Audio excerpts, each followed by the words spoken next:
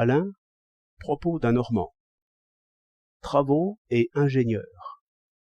L'État et l'individu. Nous sommes riches d'argent et de travaux. Cela confond l'imagination. 2 lignes de chemin de fer étaient sous l'eau. Les métros étaient transformés en égouts. Des milliers de commerçants avaient la Seine dans leurs caves. Dès que le fleuve est redevenu maniable, qu'avons-nous vu? De puissantes pompes se sont montrées partout. Un jour, on les montait, on charpentait, on cimentait. Le lendemain, on voyait couler vers les égouts un torrent artificiel, de force à faire tourner un moulin. À l'heure où j'écris, tout est asséché, ou peu s'en faut. On voit encore de petites sources qui jaillissent entre les pierres. Mais voici le maçon et sa truelle. Bientôt, les trains rouleront. Un flot de gens coulera où coulait l'eau bourbeuse, et un flot d'argent dans les caisses. Comme l'animal humain est courageux, comme il est ingénieux. Je veux vous faire voir maintenant un autre chantier. Il y a quelque part une commission chargée d'organiser la défense contre les crues de la Seine.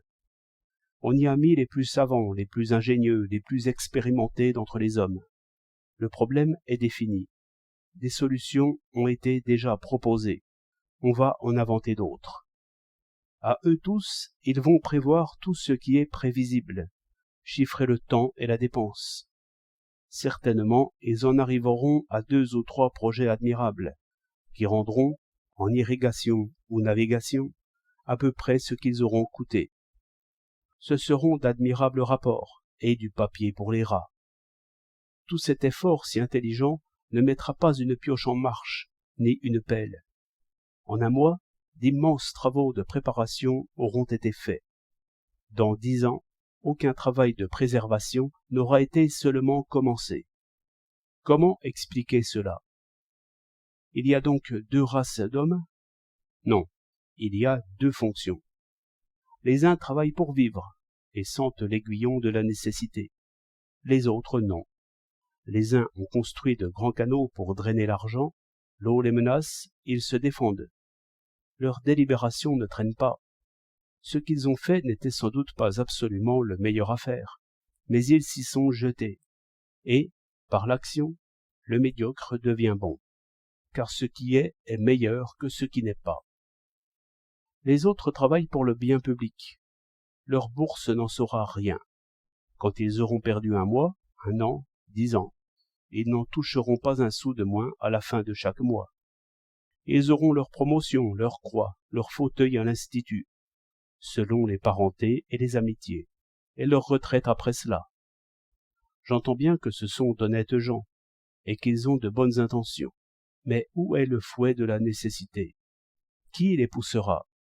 Qui les chassera de la délibération à l'action? Hélas, nous avons un cerveau séparé. Il ne sait que penser. Il pense. Des pensées contre un fleuve, combat inégal. Y a-t-il seulement combat? Les pensées coulent de leur côté, et le fleuve coule du sien. S'ils étaient 5, jeunes et faméliques, et si on leur promettait une fortune, les pioches iraient déjà.